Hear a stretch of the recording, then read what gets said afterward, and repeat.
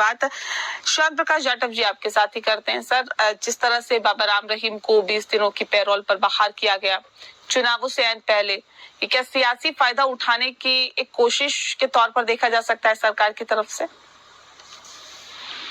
नहीं, इस प्रकार से इस घटना को जोड़ना कि कोई पैरोल पर फरलो पर आता है तो उसको चुनाव के साथ जोड़ना, वो मैं नहीं समझता कि ठीक है। एक प्रक्रिया है, उसमें जो भी सजा याफ्ता है वो लोग फरलो पर आते हैं, पैरोल पर आते हैं, और उसी क्रम में जो है इनका राम रहीम जो है इनका भी आना हुआ है। अब टाइमिंग पे सवाल उठ रहे हैं सर, चुनाव से ऐन पहले टाइमिंग पे सवाल। तो अभी 4 महीने पहले हमारे लोकसभा के भी निपटे हैं, तो ऐसे चुनाव के साथ में जोड़ना ये कोई विषय वो नहीं है कि भाई जो है ना चुनाव के कारण से या उनके, मैं समझता हूँ कि प्रचार में भी आपने खुद ही कहा है कि प्रचार करने के लिए भी मनाही है, और फिर वो प्रचार करेंगे किसका, किसी पार्टी के तो है नहीं वो, तो प्रचार किसका करेंगे। मैं नहीं मानता कि इसको किसी तरीके से प्रचार के साथ में या पार्टी किसी विशेष पार्टी के प्रचार के लिए उनको छोड़ा गया है। अगर छोड़ा जाना था तो 4-5 महीने पहले लोकसभा हुआ, उसमें भी छोड़ा जा सकता था, तो ऐसा नहीं है। एक स्वाभाविक प्रक्रिया है, जैसे कि उन लोगों ने अप्लाई किया होगा, उनको अभी मौका मिला है, तो इसका चुनाव से मैं नहीं मानता कि इसको जोड़ना चाहिए। तमजीद अहमद जी, फिर इसका विरोध क्यों? तो कह रहे हैं चुनावी ये प्रक्रिया नहीं है, ये तो एक ऐसी प्रक्रिया है जिसकी सरकार है, बलात्कारियों का संरक्षण करती है सरकार। और देखिए पैरोल अगर मिल रही है तो ये सवाल इस बात को लेकर है ना कि इस तरह कहाँ से मिलती है, तो जेल से मिलती है, और जेल किसके अंडर होता है? सरकार के अंडर होता है। तो ये तो कुल मिला के सीधे सरकार के संरक्षण की बात की जा रही है कि सरकार पूरी तरह से सरकार का हाथ बाबाओं के साथ है। देखिए, अभी आपने जो ये प्रवक्ता बोल रहे हैं, इन्होंने स्वयं कहा कि 10 से ज्यादा दफा उन्हें पैरोल पे छोड़ा गया है। यानी स्वाभाविक बात है कि एक क्रम से इनको ये इस प्रक्रिया को पालन करते हुए और वहां पर आवेदन करते हुए इनको फरलो पे दिया जाता है। अब इसको चुनाव के साथ जोड़ना, भाजपा को क्या फायदा होगा, लोकसभा में क्या फायदा हो गया? हमारी तो 5 सीटें कम हुई, मगर क्या है कि अपनी जो इनकी हार होने जा रही है ना, उसका ठीक रखे रहे। इन्होंने बाबा को बुला लिया था और बाबा ने वोट कन्वर्ट कर दिया, ऐसी बात कहने के लिए इन्हें मौका मिल रहा है, केवल विरोध करना है। लोकसभा में तो हमें कोई फायदा नहीं हुआ ना अगर आप इसको इसके साथ जोड़ रहे हैं तो। और दूसरा, जिस तरीके से हाथरस की घटना है, तो हाथरस की घटना में जो सत्संग हुआ, उस सत्संग में जो सूरजपाल जाटव जो है बाबा जी जिनको कहा जाता है, वो वहां पर मुख्य अतिथि के रूप में गए, मुख्य वक्ता के रूप में गए, और वहां का जो आयोजन है जिन आयोजकों ने किया, स्वाभाविक बात है कि उनकी जिम्मेवारी थी वहां के जो जनता को बुलाया गया था उनके रखरखाव की, उनकी सुरक्षा की।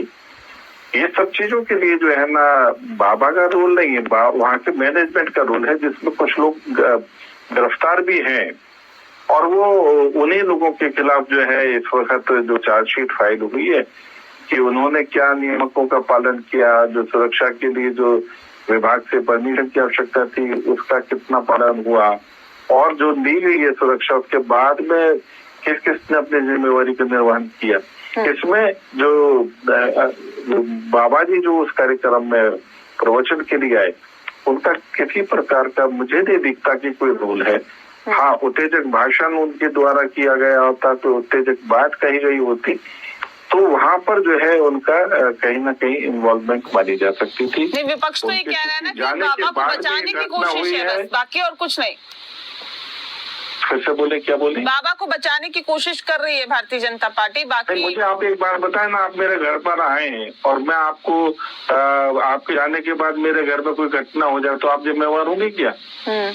ठीक इसी तरीके से बाबा जी उस कार्यक्रम में गए, उनके जाने के बाद कुछ घटना हो गई है, तो इसको सीधे तौर पर ये मानना चाहिए कि वहाँ पर जो आयोजक है और वहाँ पर जो भी मिसमैनेजमेंट हुआ उसके लिए जो लोग जिम्मेवार हैं उनके खिलाफ चार्जशीट। ठीक है, चंचल जी कुछ कहना चाह रहे, जल्दी से कहिए चंचल जी, फिर मैं तमजीद जी का रुख करती हूँ।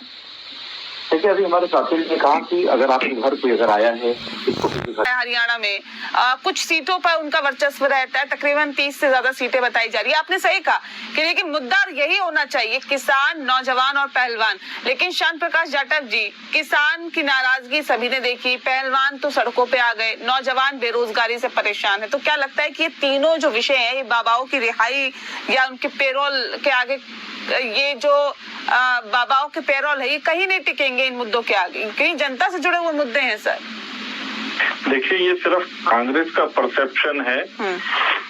हरियाणा का कोई किसान परेशान नहीं है, वो खेती कर रहा है और बहुत बेहतरीन तरीके से एमएसपी का लाभ ले रहा है। जो हम 24 फसलों पर हम 100% एमएसपी दे भी रहे हैं और माल 100% उठा भी रहे हैं। ये कह रहे 5 सीट नहीं जीत पाएंगे आप। विषय जो है, किसानों का जो विषय है, जो पहलवानों का विषय है, वो आपने देख लिया कि किस तरीके से वो पहलवान जो है वो कांग्रेस का ही प्रचार कर रही थी और किस तरीके से वो चुनाव लड़ रही है। तो जाहिर सी बात है कि ये केवल एक कांग्रेस के द्वारा फैलाया गया झूठ का प्रोपेगेंडा। और आज जिस तरीके से राम रहीम या जो डेरा सच्चा सौदा, इस विषय पर जो इन्होंने बात कहना चाहा है, उसके पीछे केवल ये है कि अपनी हार जिसका इनको आभास हो चुका है, उसको छिपाने की कोशिश कर रहे हैं कि बाबाओं की वजह से ये हमें हार हो रही है। बेसिकली ये हार सुनिश्चित है, क्योंकि जो इन्होंने नैरेटिव शुरू किया था झूठ पर था। कोई किसान का हरियाणा का परेशान नहीं है। और जो पहलवान थी, वो आपने देखा कि राजनीति के लिए किस तरीके से उन्होंने प्रोपेगेंडा किया और आज चुनाव लड़ रही जी। लेकिन ये तो कह रहे 5 सीट नहीं जीत पाएगी भारतीय जनता पार्टी। ठीक है, वो कुछ भी कह सकते हैं। मेरे ख्याल में ये शायद अपना आकलन बता रहे हैं। चलिए, बहुत शुक्रिया आप सभी मेहमानों का हमारे साथ इस खास चर्चा में शामिल होने के लिए। तो बाबाओं की कितनी अहम भूमिका है हरियाणा